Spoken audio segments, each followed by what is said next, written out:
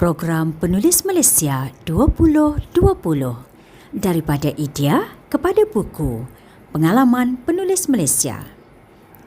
Program ini akan menampilkan 12 orang penulis Malaysia yang terkenal untuk berkongsi proses penulisan kreatif masing-masing. Program ini merupakan anjuran Dewan Bahasa dan Pustaka melalui bahagian pembinaan bakat dan kepakaran dengan kerjasama ITBM dan Yayasan Karyawan bersempena dengan Kuala Lumpur Ibu Kota Buku Dunia atau KLWBC 2020. Program pada kali ini akan menampilkan Puan Sri Rahayu Muhammad Yusof dengan karya beliau Kalam Kalbu.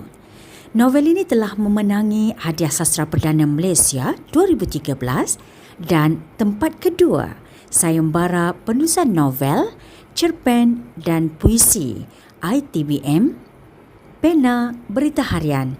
Bersama-samalah kita menyaksikannya. Assalamualaikum warahmatullahi wabarakatuh dan selamat sejahtera saya ucapkan kepada tuan-puan pengguna laman Facebook Dewan Bahasa dan Pustaka. Terima kasih kerana sudi meluangkan masa menonton video ini. Pada kesempatan ini, saya mendoakan agar tuan dan puan serta keluarga sihat dan bebas daripada gejala COVID-19. Amin. Nama saya Sri Rahayu binti Muhammad Yusof. Sempena program Penulis Malaysia 2020 yang dianjurkan oleh Bahagian Bakat dan Kepakaran Dewan Bahasa dan Pustaka, saya ingin mengulas kertas kerja saya yang bertajuk Dari Idea ke Buku, Pengalaman Menulis dan Proses Kreatif Novel Kalam Kalbu. Kertas kerja Dari Idea ke Buku, Proses Kreatif Novel Kalam Kalbu ditulis bertujuan untuk mendokumentasikan proses kreatif penulisan novel Kalam Kalbu yang memenangi Hadiah Sastera Perdana Malaysia 2013 kategori buku umum secara menyeluruh dan terperinci. Novel Kalam Kalbu diterbitkan oleh Institut Terjemahan dan Buku Malaysia ITBM pada tahun 2013. Manuskrip novel Kalam Kalbu ditulis sebagai penyertaan dalam Sayembara Penulisan Novel dan Puisi Institut Terjemahan dan Buku Malaysia Berita Harian Persatuan Penulis Nasional. Ia telah memenangi tempat kedua dalam sayembara ini. Setelah ia diterbitkan, novel Kalam Kalbu telah memenangi Hadiah Sastera Perdana Malaysia 2013 bagi kategori buku umum.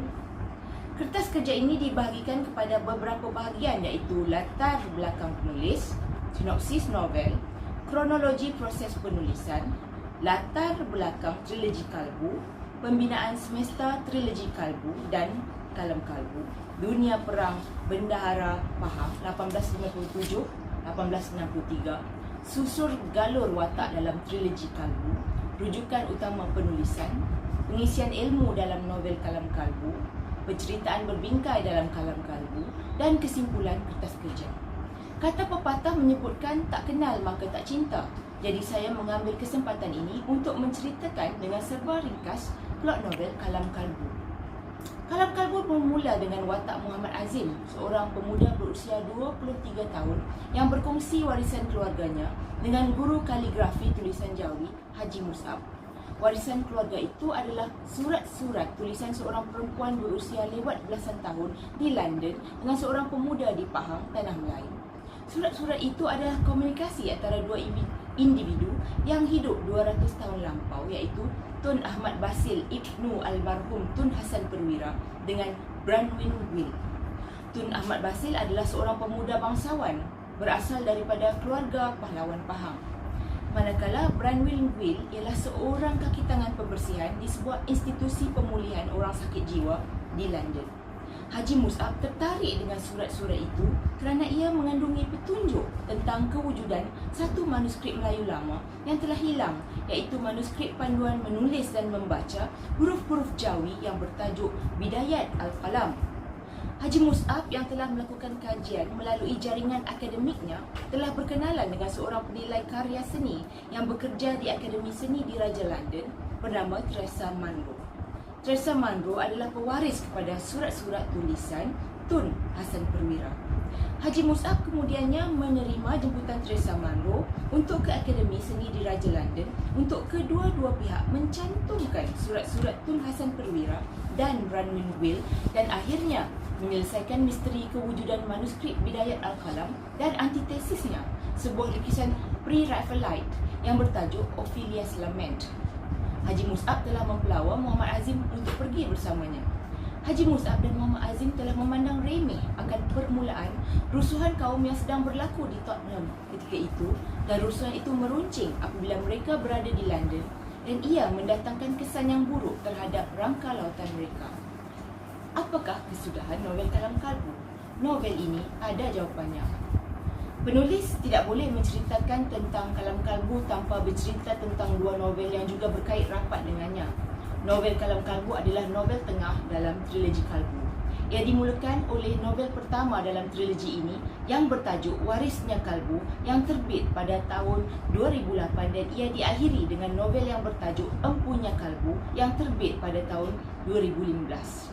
Kedua-dua novel pemula dan pengakhir trilogi Kalbu ini diterbitkan oleh Utusan Publication dan Distributors, dan kedua-dua novel ini memenangi hadiah sastra kumpulan utusan dalam kategori novel remaja. Novel Empunya Kalbu seterusnya memenangi hadiah sastra Perdana Malaysia 2016 bagi kategori kesusastraan remaja novel. Warisnya Kalbu menceritakan bagaimana ibu bapa Ahmad Basil dan Sophie, Tun Hassan Perwira dan Catherine Kavanagh bertemu lebih kurang 20 tahun sebelum peristiwa Kalam Kalbu. Novel ini menceritakan pandangan Tun Cempaka Cucuk Sanggul, adik perempuan Tun Hassan Perwira. Pada waktu itu, Perang Bendara Pahang baru dalam bibit-bibit permulaannya. Residen British di negeri Pahang, William Ophir Kavanagh telah bercakap dengan Bendara Tun Mutahir untuk mencari seorang bangsawan untuk mengajar anak saudaranya Catherine belajar pantun Melayu. Bendara Tun Mutahir telah meminta orang kaya berlapan untuk menyuruh anaknya sendiri, Tun Hassan Perwira, menjalankan tugas tersebut. Dalam sesi pembelajarannya itu, Catherine telah mengenali hati budi dan intelek orang Melayu melalui pantun Melayu. Catherine juga mengenali budi sifat budiman Tun Hassan Perwira yang pada suatu ketika menghalang tunangan Catherine, Cecil, daripada mengasari gadis itu di khalayak ramai. Warisnya Kalbu berakhir dengan pertempuran besar antara kem pembesar yang menyokong Bendara Tun Mutahir dan kem pembesar yang menyokong Tun Ahmad, adik tiri Bendara Tun Mutahir. Tun Hassan Perwira telah cedera parah dalam pertempuran tersebut dan catatan Tun Cempaka terhenti di situ. Catatan Tun Cempaka ini berada dalam tangan seorang remaja berusia 16 tahun yang sedang dalam peringkat persediaan sayembara pantun. Di akhir cerita, pasukan remaja sekolah menengah itu mendapat satu petunjuk yang menyatakan yang Tun Hassan Perwira terselamat daripada kecederaannya. Fakta yang Tun Hassan Perwira terselamat dibawa terus ke dalam Kalam Kalbu di mana Tun Hassan Perwira berkahwin dengan Catherine Kavanagh. Perkahwinan ini telah mengurniakan cahaya mata lelaki kepada Hassan Perwira dan Catherine, iaitu Ahmad Basil. Ketika Ahmad Basil masih kecil, Hassan Perwira masih menyertai kempen menentang Tun Ahmad. Catherine telah meninggalkan rumah tangganya dengan cara mengikut bapa saudaranya pulang ke England. Tanpa pengetahuan Catherine, dirinya ketika itu sedang hamil dengan seorang lagi zuriat Hassan Perwira yang apabila lahir diberi nama Sophie. Sophie lahir di England, di mana permasalahannya dan juga permasalahan ibunya menjadi penggerak cerita Kalam Kalbu. Di luar skop penceritaan trilogi Kalbu, pertempuran demi pertempuran merebut tahta negeri Pahang terus berlaku di mana akhirnya menyaksikan kemenangan kem Tun Ahmad yang seterusnya membawa kepada syahidnya Tun Mutahir. Tun Hassan seterusnya menjadi Tun Ahmad seterusnya menjadi pemerintah negeri Pahang. Hassan Perwira juga syahid dalam pertempuran perang saudara Pahang dan meninggalkan 2 orang waris. Waris yang diketahui wujud ialah Ahmad Basil yang dipelihara oleh kaum keluarganya, dan waris yang kedua dan tidak diketahui wujud oleh kaum kerabat ialah Sophie yang berada di bawah jagaan Catherine di England. Kalam Kalbu menceritakan usaha Ahmad Basil membawa Sophie pulang ke tanah Melayu dengan bantuan beberapa watak lain seperti Branwyn Will, bapa saudaranya dari sebelah ibu yang bernama Harold Kavanagh, dan seorang kenalan keluarga yang berniaga di London, Tauke Lin. Walaupun Ahmad Basil syahid dalam usaha itu dan dikebumikan di London, Sophie dan ibunya berjaya pulang ke Pahang. Surat Catherine yang terakhir kepada Branwell menceritakan bagaimana dia dan Sophie memulakan hidup baru di kalangan ahli keluarga yang menyayangi mereka dan menganggap kembalinya Catherine dan Sophie adalah kemenangan buat bangsa dan agama. Empunya Kalbu, novel penamat trilogi Kalbu pula, menceritakan bagaimana Sophie yang kini sudah dalam pertengahan usia dan mempunyai 2 orang cahaya mata yang sudah dewasa, Tun Firdaus dan Tun Kemal, meneruskan kehidupan di Gancung Pahang, tempat di mana ibu bapa mereka bertemu. Walaupun Kalam Kalbu merupakan novel tengah trilogi Kalbu, ia berdiri sendiri. Begitu juga dengan warisnya Kalbu dan Empunya Kalbu. 2 novel ini berdiri sendiri tanpa pembaca perlu membaca keseluruhan trilogi Kalbu. Novel Kalam Kalbu adalah satu fiksyen yang menarik untuk dibincangkan kerana sifatnya yang merupakan cerita kedua dalam trilogi yang pembinaan semestanya berdasarkan peristiwa sejarah tempatan. Trilogi ini diterbitkan melalui sayembara oleh 2 syarikat penerbitan yang berbeza. Namun perkara ini tidak mengganggu pembaca untuk memahami dan menikmati cerita ini kerana ia boleh berdiri dengan sendirinya. Sekian dahulu buat kali ini, sehingga bertemu lagi. Assalamualaikum warahmatullahi wabarakatuh.